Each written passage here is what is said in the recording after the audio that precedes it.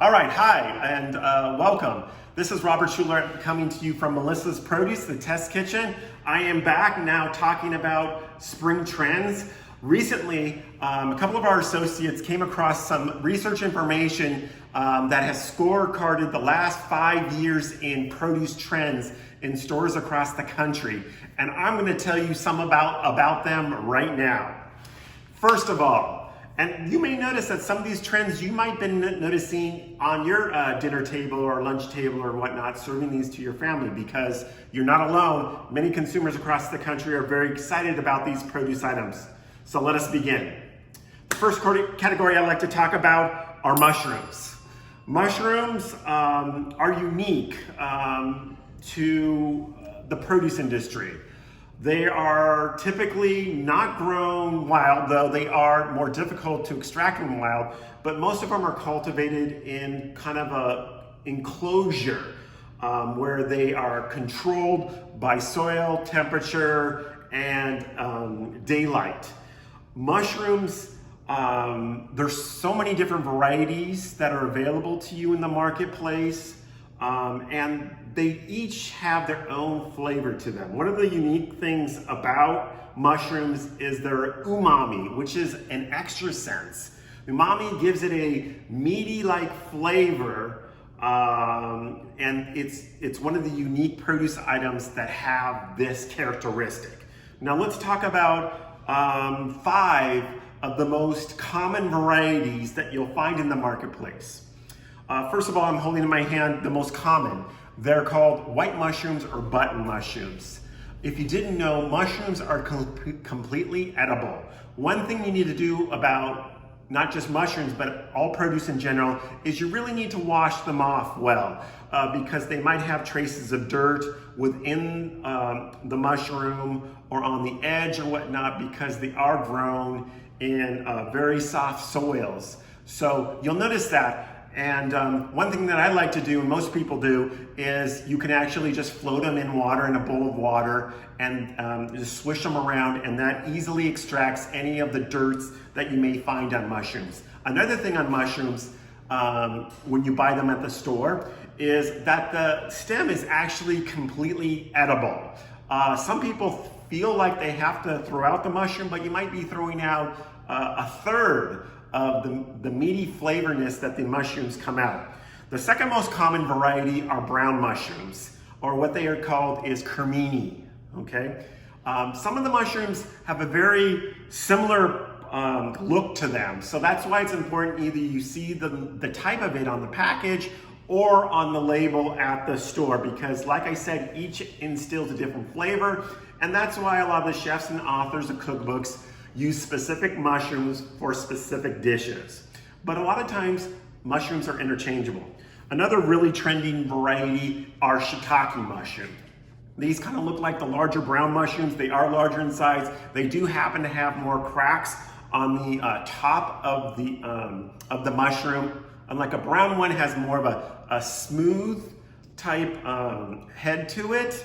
So again, that's why it's important to know what type you get, either by the package or the label there. Now, one of the more unique varieties, and is becoming more commonplace, is this variety. It is called the oyster mushroom. It's not called the oyster mushroom because it tastes like oysters. No, it doesn't. They call it an oyster mushroom because of the way it grows, how one grows on top of each other, almost like a tree. And this is an Asian variety that is very common at white tablecloth restaurants. A lot of the restaurants experience because this has such a refined flavor. Now, beyond working with fresh mushrooms, there's also a big trend in dry mushrooms. Now, the dry mushrooms give that same refined flavor. The key is to reconstitute them when using in a recipe. So, because like I said, the mushrooms each instill their own flavor profile. And when the fresh is not available because you wanted to try this dish or this recipe that you found in a cookbook, online or whatnot, it's good to know that the drieds are also available as well.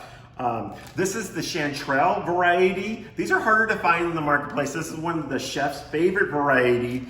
It is available sporadically throughout the year. And even though it looks like this is a tiny amount, a little goes a long way, because when they're dried, they kind of dehydrate to about a fourth the size. So there's about 4 mushrooms per mushroom in flavor here. So even though you see a 1 ounce package, when it reconstitutes, it will give you the flavor profile that you seek. Another popular variety is Morels. Now Morels really are only available 2 to 3 months out of the year, usually only during the springtime, but they are one of the most unique varietals, a chef favorite, and it's good to know that if you find a Morel mushroom dish, that you're able to use the dried in substituting. But the most popular and trending variety, believe it or not, is the Porcini. The Porcini is available fresh for a limited amount of time. This typical, the Porcinis, the Morels, and the Chanterelles, not a typical variety that you would find in the marketplace. So it's good to know that you're more likely to find the dried. And of course, I had mentioned the fresh oyster mushrooms, very popular. It's also available dried.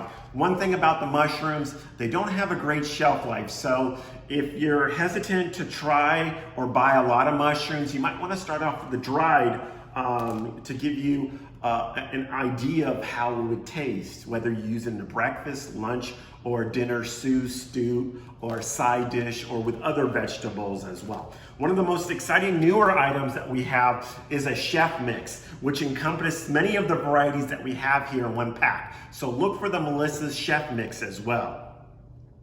All right, next up, trend number 2. We talked about mushrooms. Now we're gonna be talking about eggplant. Eggplant has been a tremendous trend here in the United States. There's so many different varieties and so many different uses. A lot of the trends come from cultural trends from really the Asian community that find the eggplant to be revered. It's also very popular in Italian, Mediterranean. It's a very cross-cultural. I think it's very much misunderstood here in the United States, but let me talk you through some of the different varieties that have been trending in the marketplace. You're probably most familiar with the larger globe variety. It has a really thick skin. You do have to skin, peel it, and it does have a longer cooking time. However, the varieties that are becoming more popular are much different. Here we have the Graffiti eggplant. The Graffiti eggplant has different color striations. It's smaller in size, it has a shorter cooking time, and this is one of the chef's favorite varieties. Next up, I'm going to talk about some of the Asian varieties. The trend itself coming out of the Asian culture, but the versatility in using of these Asian varieties, because they're smaller, allow for a shorter cooking time, and because the eggplant, which botanically is a fruit if you didn't know, allows for the skin to be edible. It doesn't have a thick skin like some of the larger varieties like the globe eggplant. And it also allows for more color and nutrition because you're able to eat the skin. So the type of variety that I'm holding in my hand is the Chinese eggplant. Another similar variety is really popular is the Japanese. Japanese is smaller inside. The calyx, which is the leaf, you know the difference between Chinese and Japanese because the Chinese has a greenish calyx, which is the top of the leaves that come over the fruit, and the Japanese variety has a purple calyx over the top of it.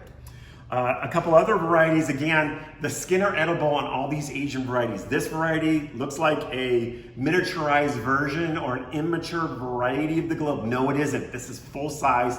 These are Indian eggplant. Another variety that might be new to you, but it's been very popular in the marketplace over the last 5 years in particular, is Thai eggplant. Thai eggplant kind of look like heirloom tomatoes. Again, if I didn't mention, eggplant is not something that you would eat raw. This is something you need to cook. But I want to show you a little trick about eggplant, and it might just make you really think when you go to your next produce department to pick out eggplant. Now, if you haven't heard this, there's such as female eggplant and male eggplant. How do you know the difference and what is the difference? Okay, so I hold an eggplant in my hand, 2 eggplants in my hand. You'll notice that one of them has a larger scarring on them, more elliptical, larger in size. The scarring is caused from the flower. The female flower on the eggplant produces not only a larger flower, but a lot more seeds. When you have a lot more seeds in the eggplant, it's gonna have a more bitter flavor profile. Now the male eggplant, it has a small round scar, meaning that it had a very small flower, and because of that, it is gonna produce less seeds. Less seeds gives it less bitter flavor because you cannot extract the seeds because they're really tiny inside the eggplant, making them completely edible. So the next time you go shopping, you want a mild eggplant, look for a small scar. And if you want one that has more of a bite and a bitter flavor to it, which is used in a lot of dishes with sauces, you're gonna wanna go with the female eggplant that has a larger scar. All right, let us continue on in our 5 big trends in the marketplace over the last 5 years. The next category, melons. Now, there are so many different varieties of melons. However, here in the United States, the main melon season starts in May and it goes through about September, October. And then throughout the rest of the year, we just have a handful of melons, usually like cantaloupes, honeydews, and watermelons. Now, let's talk about the watermelon, the largest of all the different varieties of melon. There's more than just your regular pink watermelon. There are now, and the ones that are most trending are yellow fleshed, and also, and making an appearance in the last few years, is the orange flesh variety. So those are 2 varieties that you're really able to see during the months of May through September to look forward to. Also, another variety that has been trending is the organic emerald variety. Write that one down. The organic emerald watermelon, it is highly seasonal, only during the month of July and August. It is a red, pink flesh variety. It's seedless and absolutely the most delicious. We brixed it on a refractometer. When you brix on a refractometer, it measures the sugar content. The emerald, organic emerald watermelons brix the highest we saw last year, and we're gonna see that again this year, so look forward to that. Another variety of a melon that has been trending is this little guy. It's the Charentais melon. The Charentais melons are now available year-round. We grow them in an ideal growing area that allows for them to be available year-round. Yes, this is the variety, if you go to France, especially Paris, this is their everyday cantaloupe. They grow it throughout all of Europe and the Mediterranean. It's small, it's personal, so you don't have to share it with anyone. It has green striations, and it's cut. When you cut it, it's absolutely delicious. This is how a melon should taste, and the cool thing about it, it is available year-round. One other variety of melon that has caught the consumer eye, and unfortunately I don't have any here, but it's the Korean melon. The Korean melon is a yellow melon on the exterior. You cut it open, it is white on the inside. Very unique to a melon variety. It is smaller in size, and it's a personal size one, but it's more. But compared to this, it's more oval shaped, and it's like shaped like a delicata squash, which is a unique variety. That particular melon is available about 9 months out of the year. It derived from Asia, and it is mildly sweet and something enjoyable to look forward to in the marketplace. Okay, the next category I want to talk about of the trends within the last 5 years are root vegetables. Now the root vegetables, one thing that it calls to mind are probably hearty and healthy stews and soups and stuff, and you think it's very winter. But you know, the root vegetables are available year round, but their application throughout spring and summer, all the seasons, these root vegetables pack a good punch of not only nutrition, but also flavor. Let's talk about the most trending varieties there. And this one in my hand is a large hand, they call it hand, of ginger. Ginger is one of the most cross-cultural roots in all the United States. It is very much used in Asian cuisine in particular, but the big trends have been in juicing it and giving it a strong flavor. The neat thing about ginger is that a little goes a long way, and it's very easy to peel. You can just use a spoon to actually get, instead of using a vegetable peeler. The neat thing about ginger is if you're not going to use this much, obviously, unless you're making a dish for about 100 people, you're not going to use this much ginger. The thing is that you put it in a Ziploc bag, in a freezer bag, throw it into your freezer and just pull it out when you need to use it again. Pull off a piece as you need it, put it back in the freezer, and you can go from there. But the ginger imparts just a zesty flavor profile in any dish. Next up, with that trend, very similar with the ginger, both available conventionally and organic, is turmeric root. Turmeric root is very Indian flavor, South, and very Asian flavor as well. Turmeric is known for its nutritional profiles as it fights inflammation among other health elements. I know it's a very popular supplement. It's actually the secret ingredient that they put in mustard. It used to be called yellow number 40, but now that people have a better understanding of turmeric, all the mustard companies have now put turmeric as an ingredient in the mustard there. One thing I like to caution you to on when you're working with turmeric, as you're cutting it and using it and whatnot, the flavor on the inside may dye your hands orange, or if you were working with white plastic bowls, such as salad bowls or whatnot, it might actually dye the plastic. So be careful using it. Obviously, you don't want to get it on a white shirt because it does stain kind of like a pomegranate.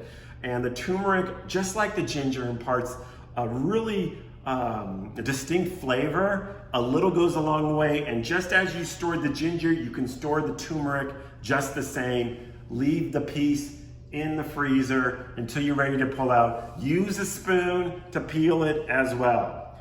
But turmeric and ginger, very different flavors, but very much trending, both conventionally and organic, on a year-round basis here in the United States. Another big trending vegetable are these guys right here. They were made famous in the Southern California farmers markets, and they're called watermelon radishes. There's been this trend of bitter, stingy type fruits and vegetables that are becoming more popular in the marketplace because of their flavor profile. Now, yes, they do get larger. Some of them get the size of about a baseball, and they can get a small, usually these radishes don't get really that small, maybe about the size of a silver dollar or a golf ball's usually more typical size. When you cut it open, it is named for its color, which is the pink fuchsia. And even when you cook with them, or if you pickle them, the interior will turn a bright pinkish purple fuchsia color on the inside. So chefs have become very creative with the watermelon radishes. And again, it imparts a kind of a bitter stinginess when you eat with them. And you find these like cut into like coins now on a vegetable plate. Makes it look really elegant and pretty as well. All right, another root vegetable, and what I hold in my hand they are not white carrots. A lot of people think they're white carrots and they're kind of shy in working with them. These are actually parsnips. The parsnips is in the root family. It's very similar to a carrot, but it has its own distinct flavor, somewhere between a potato, sweet potato, a carrot. There's many things going on here.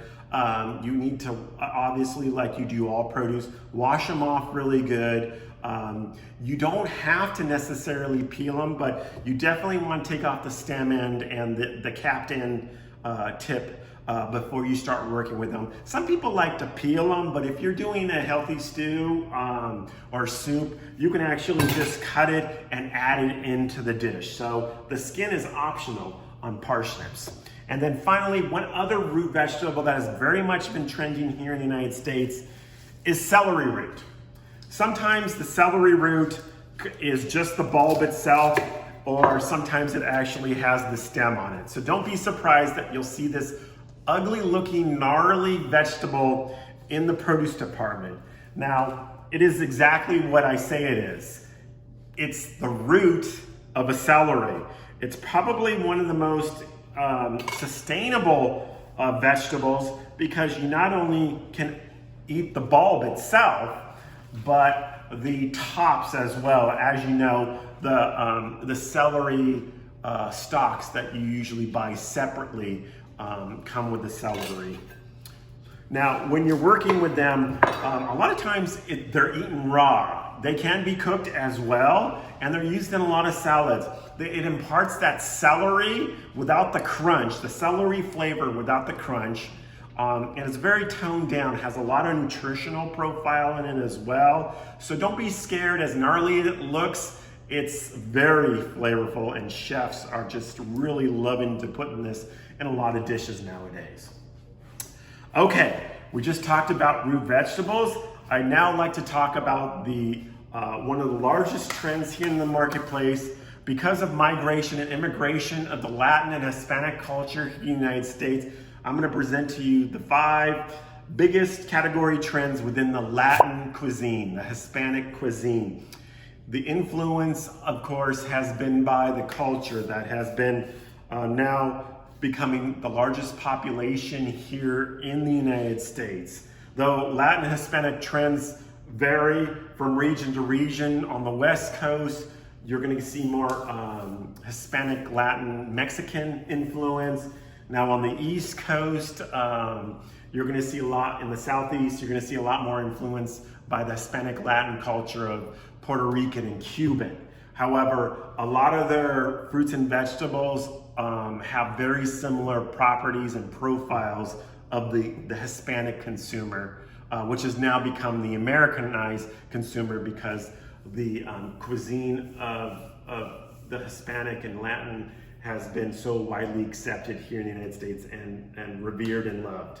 So let me talk about some of the vegetables that might not be so common to you, but are so common in the Hispanic culture. First off, this green fruit, actually, most people think it's a vegetable. It's a fruit. It's in the squash family. It's called the Chayote squash. In the Southeast, it's referred to as the Christophine and the Merlaton. The best, if you never tried a Chayote, the best way I can describe this to you is a sweeter tasting zucchini.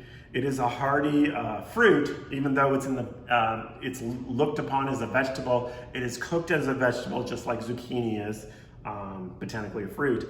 And this is the most common used staple item within the Hispanic culture on a year-round basis.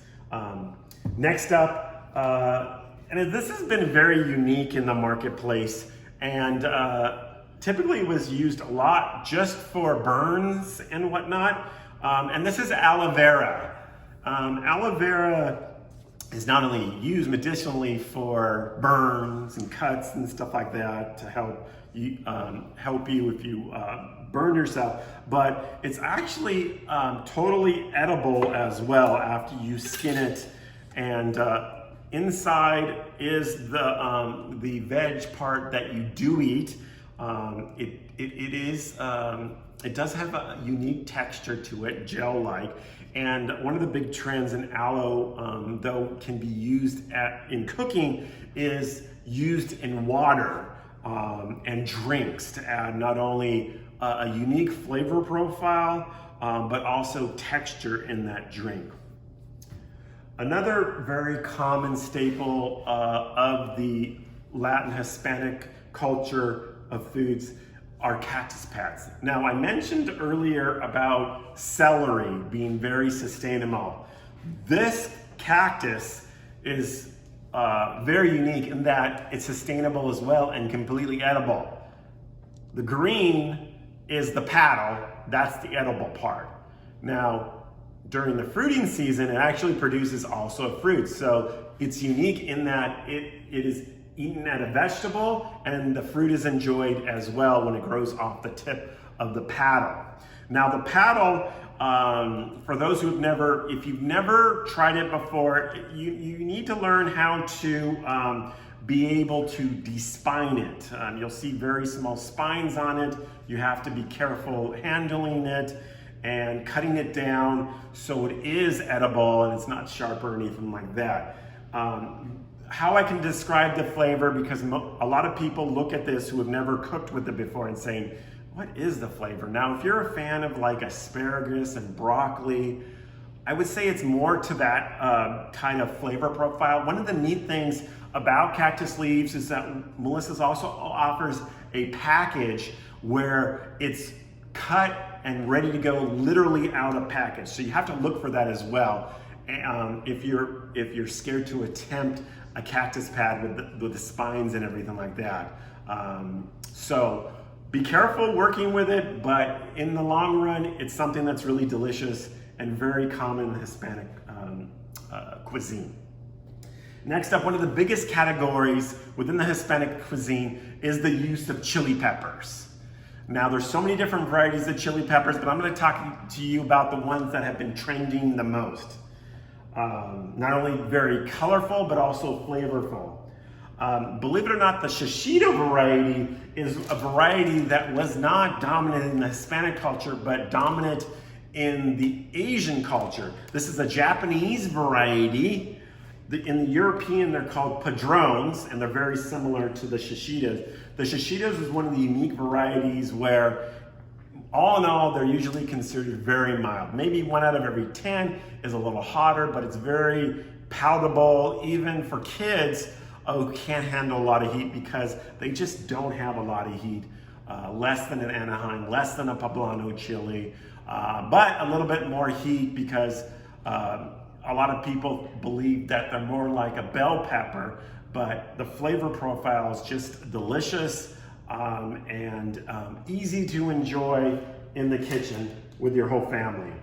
Now, the red color profile, very uncommon for a lot of chilies that are hard to find in the marketplace. But this is the red Fresno. It's available year-round like the Shishitos.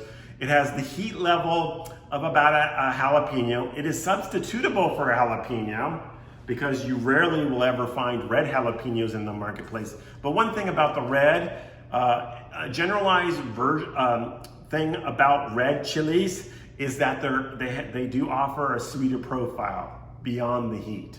And they each have their own flavor profile. Now, what I'm holding here has been trending the Habanero. The Habanero has a fruity flavor, but it also has the burn. So you see me handling it very carefully, as you do all chilies, because once you touch the chili or even the stem, you get the oils on your hands. And if you get the oils and you rub your eyes, you're gonna burn your eyes, and it's a bad thing. So I've had many years of practicing with the chilies. However, habanero is a little hot for me. One goes a long way in a pot of chili or in a dish, and that's the thing about the chilies, to understand the heat. Flavor is one thing, and that's why chilies are so popular, because they're different flavor profiles. There's 36 different varieties, but when you come to the hot ones, a little go a long way. Believe it or not, the hottest part of the chili is actually the veins on the inside.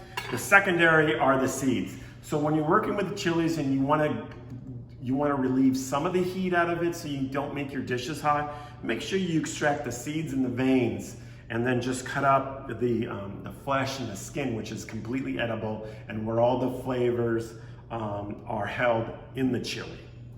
And then finally, one of the last trends that we see in the Latin category is corn husks. The corn husks are wrappers for many foods. Depending on what part of Mexico or versus South America or Central America, where they usually wrap a lot of foods in banana leaves, the corn husks are traditionally used most often than not for the almighty tamale. And the corn husks we offer are already large size. You just have to soak them, you're ready to go, wrap your tamales, and enjoy it anytime during the year. Though most commonly, the demand for corn husks, other than making tamales, is really much during the holiday season. Also look for the Melissa's Tamale Kit that have the corn husk, the masa mix, and so if you've never made tamales before, it's a hoot, but using the Melissa's Tamale Kit makes it much easier. Well, thank you for joining me today, and I hope you learned a little bit about more produce, and I hope you look forward the next time you go into your store to trying many of these exciting trends that you'll see in the marketplace. Thank you.